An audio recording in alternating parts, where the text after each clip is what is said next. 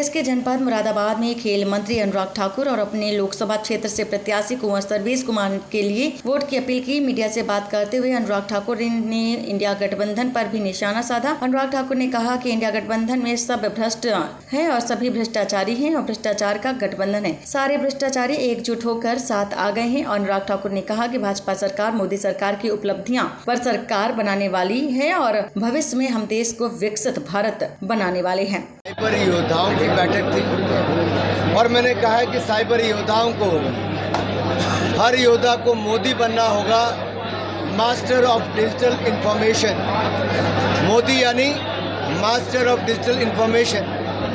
और मोदी जी ने ये न्यू मीडिया का उपयोग करके दिखाया कि दुनिया में सबसे ज़्यादा फॉलोअर्स किसी नेता के हैं तो नरेंद्र मोदी जी के। मिलियंस ऑफ फॉलोअर्स, लगभग 97 मिलियन फॉलोअर्स के लगभग मोदी जी के 96.9 मिलियन केवल एक्स पर है। इसी तरह से उनके व्हाट्सएप, फेसबुक, इंस्टाग्राम, इसमें मिलियंस ऑफ फॉलोअर्स है। तो आज के साइबर योद्धा को चुनावी रणनीति के तहत मोदी सरकार की उपलब्धियों को जन जन तक पहुंचाना है और भविष्य में हम देश को विकसित भारत बनाने वाले हैं, उसको पहुंचाना है। मैंने ये भी कार्यकर्ताओं से अनुरोध किया, जैसे विपक्ष के नेता देश को टुकड़ों में बांटना चाहते हैं, जाति, धर्म, क्षेत्र के नाम पे बांटना चाहते हैं, हमें उसमें नहीं जाना, हमें अपनी उपलब्धियां ही बतानी है। वो देश के टुकड़े टुकड़े करना चाहते हैं, हम देश को एकजुट रखना चाहते हैं। वो भ्रष्टाचारियों को एक मंच पर इकट्ठा करते हैं, हम भ्रष्टाचार के खिलाफ हर कार्रवाई करने के लिए जांच एजेंसियों को स्वतंत्र करते हैं। ये लोग भ्रम और भय पैदा करना चाहते हैं, हम जानकारी देकर जनता का आशीर्वाद पाना चाहते हैं। मैं यही कहूँगा, आज के युग में न्यू मीडिया का एक बहुत बड़ा रोल है। जहां प्रिंट और इलेक्ट्रॉनिक मीडिया अपना रोल अदा करती है, न्यू मीडिया देश के करोड़ों फोनों तक अपनी जानकारी पहुंचाता है अलग अलग प्लेटफॉर्म से। और यहीं पर जो फर्जीवाड़ा ये कुछ राजनीतिक दल करते हैं, उनको भी लेंस लगाकर हम देखते हैं और उनका पर्दाफाश करते हैं। सर, डीजी ने बोल रही है कि जो है बीजेपी का प्रेशर है उनके ऊपर कि वो ज्वाइन करें, नहीं तो उनकी अरेस्टिंग कर ली जाएगी। ये पिछले 4-5 वर्षों में आपने ऐसे बयान एक नहीं अनेक बार आम आदमी पार्टी से सुने होंगे, जिस पार्टी का आधार ही झूठ पर बना है। एक से एक बड़ा झूठा आम आदमी पार्टी में, और झूठ बोलकर ये राजनीति में आए, राजनीति में आके भ्रष्टाचार किया। और जिस रामलीला मैदान में कभी इन्होंने भ्रष्टाचार विरोधी रैली की थी, वहाँ पर सारे भ्रष्टाचारियों को इकट्ठा करके रैली की है। ये दुर्भाग्य है, मुझे पीड़ा होती है, बहुत कष्ट होता है।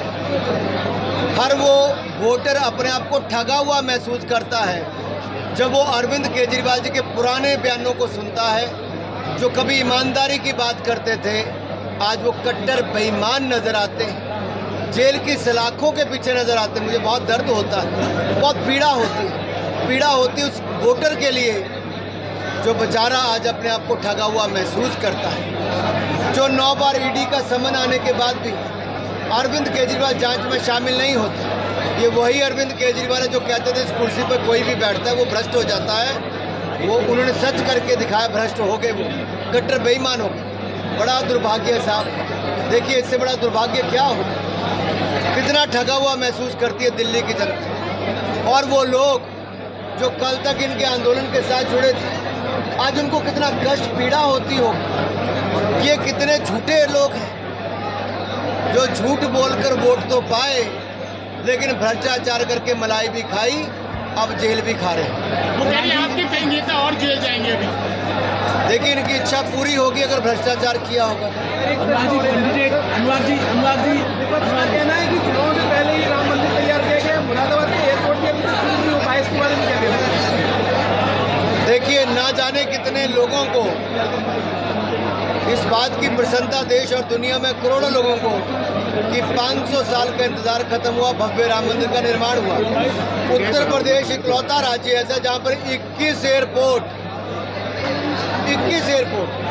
उत्तर प्रदेश और जिसमें से 8 इंटरनेशनल एयरपोर्ट बनने जा रहे हैं। मैं मुरादाबाद की जनता को विश्वास दिलाता हूँ, ये काम जो मोदी योगी सरकार कर रही है वो निश्चित पूरा भी होगा।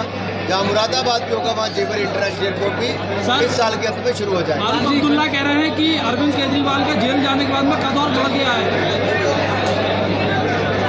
अगर ऐसे ही कद बढ़ता है भ्रष्टाचार करके जेल जाने में, तो फारूक जी किसी ने रोक नहीं लगाई है। फारूक जी के ऊपर स्वयं एक बहुत गंभीर भ्रष्टाचार का मामला चल रहा है। जहां क्रिकेट बढ़ाने के लिए पैसा आता था, इन लोगों ने उस पैसे को भी खाने का काम किया, जेएंड के बैंक को भी खाली किया। अनुराग जी कैंडिडेट नहीं है फ्रेम में, कहीं भाजपा कैंडिडेट नहीं है यहाँ से।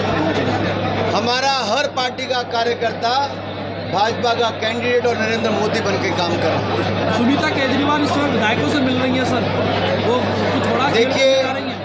पहले जो बाकियों को परिवारवादी पार्टी कहते थे, पर अरविंद केजरीवाल जी ने बता दिया कि पत्नी राजनीति में भी नहीं थी, लेकिन राबड़ी देवी की तरह सुनीता जी अब राजनीति में आने की इच्छुक लगती हैं।